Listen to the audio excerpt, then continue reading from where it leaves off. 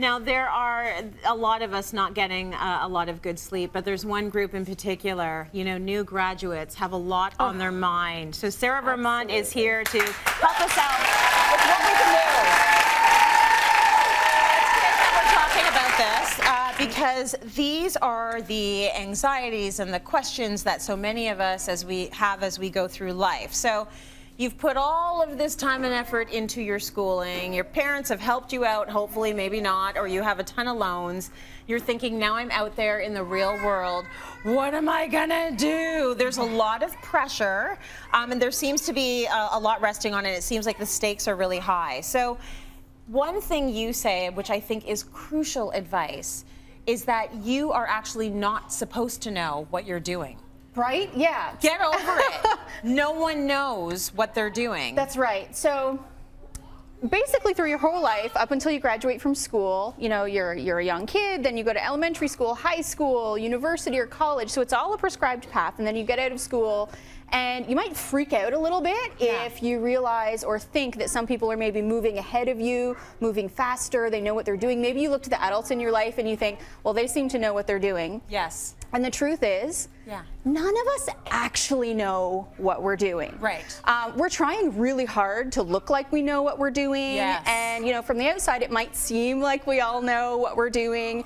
But we're all walking around with like questions, fears, doubts, uncertainty. And so it's really nice to remind yourself once in a while, whether it's at graduation at 22 or at 32, 42, 52, that we're not actually supposed to know what we're doing. It just takes the edge off a little bit. It really does. It's that whole idea, the expectation versus reality. If you have this expectation that you're supposed to know what's going on, you're going to be harder on yourself. Yeah. If you can just tell yourself, I don't know what I'm doing, and that's okay, and no one else knows either, because adults, we pretend. Yeah, we pretend. And we pretend for a couple of reasons. We pretend, you know, because we don't want, let's say you're a parent, you pretend because you don't want to freak your kid out. Right. You know, you don't want to say to your kid, well, it's kind of a crapshoot out there, even though that's kind of true in some ways, right? But also, we kind of pretend because we do it for ourselves so we can feel a little bit more secure about our lives. If we're pretending everything's okay, brings the anxiety down quite a lot. For sure. Fake it till you make Fake it till you make it. You got to do it, right? There's a little bit of pretend involved in life all the time. Yeah. Okay, the second thing is, chill out. You don't necessarily have to work in the field that you studied. Yeah. And most people don't. A lot of people don't. Yeah. And, you know, that actually comes as like a really big shock and surprise and a huge relief, frankly, to a lot of people. Yes. You know, maybe you were in school and halfway through school you realized, oh, the thing I picked, I don't actually think that's for me anymore. Or maybe you're mid-40s and think, oh, the thing that was once for me isn't for me anymore. And you don't have to stay on the path you're on. It's easiest to stay on the path you're on, but it can be really helpful sometimes to just press pause, do a little reevaluation, and if you're not happy where you are, either as a new grad or someone mid-career, maybe don't stay on that path for the rest of your life. It's not going to lead to happiness. No, it really doesn't. It's not working for you halfway through. You have to sort of make those hard decisions and move on. And so, for example, I didn't do what I went to school for. Right. When I first graduated, I came out of school with a fresh, new, shiny journalism degree and a strong desire to not work as a journalist. didn't know what I was going to do. Right. And so I just kept my crappy retail job for a couple of months while I figured things out. And my first real grown-up job was working in marketing and recruitment. Something I had no training for, never expected to do, and I friggin' loved it. So you never know what's around the corner. Yes. How did you find out about this marketing job then?